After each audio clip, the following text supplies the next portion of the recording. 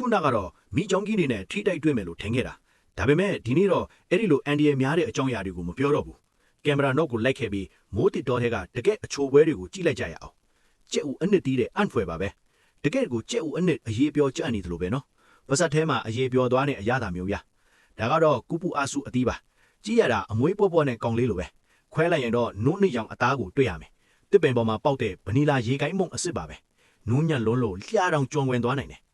ဒါကတော့ခမည်းစားဘူးသမျှထဲမှာအချိုဆုံးတောတရတီးဖူလောက်တယ်အမေဇွန်မိုးတတော်ရဲ့ရက်ပေါင်း300ကြာနေအောင်ကြီးကိုစုစည်းထားတဲ့အချိုတက်လေအသားကရေကိုင်းမုံလိုပဲချောမွတ်နေတာအမြင်လုံးဝမပါဘူးချိုလွန်းလို့ရေတကွက်လောက်တောင်စောင့်ထားရမယ်ဗျာခမည်းကိုကြောက်ဓာတ်တလက်နဲ့10မိနစ်အချိန်ပေးမယ်ဒီတောအုံးသီးကိုခွဲနိုင်ပါမလားနောက်တစ်ပိုင်းကျရင်တောအုံးသီးခွန်ကိုသုံးပြီးငါးများဖော့လုံးပြီးတင်ပေးမယ်ဗိုက်တာမင်စီဖြည့်ဖို့ဆိုရင်တံပိုရာသီးတစ်မျိုးတည်းရှိတယ်မထင်နဲ့နော်ဒါကဗိုက်တာမင်စီဘုံသီးလို့ခေါ်တဲ့ဘားလေလို့ခေါ်တဲ့အာရာဆာဘွားသီးပါတလုံးစားတာကတံပိုရာသီး10လုံးစာနဲ့ညီးတယ်ဒီကောင်ကတော့အိမ်မှာစိုက်ထားတဲ့အသီးတွေအမြင့်လွှမ်းနေတယ်လို့ပဲ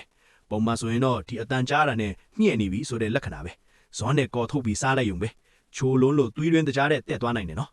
အမေဇွန်မှာကတစ်တီးတွေတောင်အဲ့ဒီလောက်မှောင်မဲနေတာဒီမွန်စတာရာအသီးရဲ့အသားတွေကပြားအောင်လို့ခိနေတာဗျာတတိရှိတဲ့လူရဲကောင်းတွေမှပဲကြိုက်စားရဲကြမှာပါ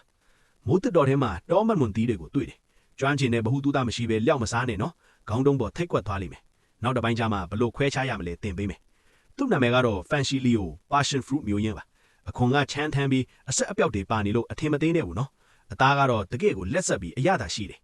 အမေဇွန်တောင်ထဲမှာပေါက်တဲ့တောနာနာသီးကိုတွေ့ဘူးလားအရွက်တွေကစူးနေနဲ့နော်အသားကရွှေအိုရောင်တောက်နေပြီးအနံ့ကတော့ခေါင်းထဲထိရောက်သွားနိုင်တယ်အမေဇွန်မှာဆိုရင်အကောင်းဆုံး Brazil berry သီးဆိုတာမိုးရာသီမှာလူပြီးခူးရတဲ့အရာပဲမိုးရီနဲ့ဆေးကြောထားတဲ့အသီးတွေမို့လို့အကျဉ်တက်ကပိုပြီးလန်းဆန်စေတယ်ဒါကတော့အစောဆုံးအိန္ဒိယလူမျိုးတွေစိုက်ပျိုးခဲ့တဲ့ Guarana အသီးပါ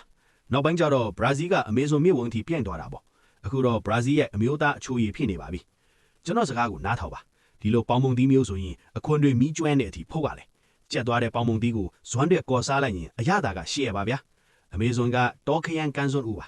တကယ်ရှင်တန်ရက်တီကျွမ်းကျင်တွေကတိတယ်ခွဲလိုက်ရင်ခရမ်းရောင်တောက်နေတာပဲရေငက်ပြေစီလို့စွမ်းအံလည်းဖြည့်ပြည့်တယ်